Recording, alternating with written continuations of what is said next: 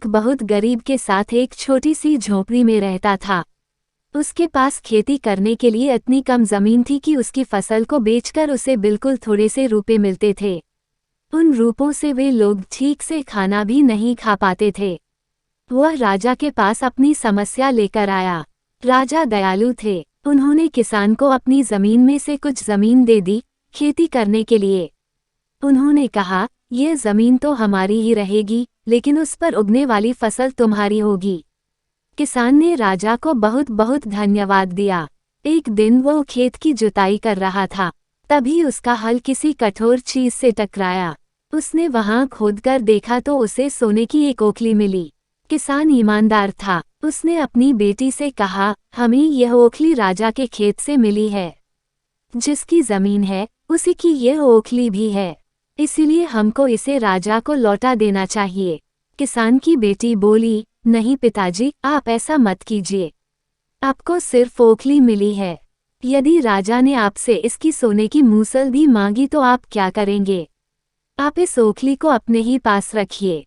लेकिन किसान को ये बात ठीक नहीं लगी।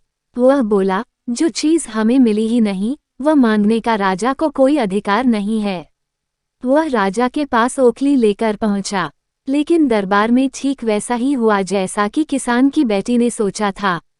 राजा ने सोचा कि किसान ने लालचवश मूसल अपने पास रख ली है। किसान बेचारा सोने की मूसल कहाँ से लाकर देता।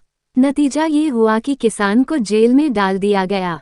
जेल में न उसे ढंग से खाना मिलता था, न पानी। किसान को ऐसी गलती की सजा दी गई थी जो उसने की ही नहीं थी। वह खाए पिए बिना निढाल हो गया। लेटे लेटे वह रोता रहता था और कहता था, बेटी की बात मानी होती। काश मैंने अपनी बेटी की बात मानी होती। एक दिन राजा ने उसे ऐसा कहते हुए सुन लिया। उन्होंने किसान से पूछा कि वह ऐसा क्यों कह रहा है। तब किसान ने राजा को पूरी बात बताई। राजा को अपनी गलती का एहसास हुआ। किसान को तुरंत छोड़ दिया गया।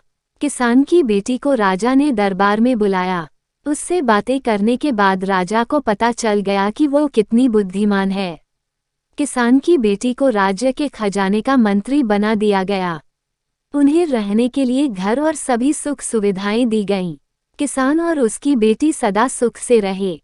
किसान को थोड़ा कष्ट जरूर झेलना पड़ा, लेकिन अंत में जीत सच्चाई की हुई।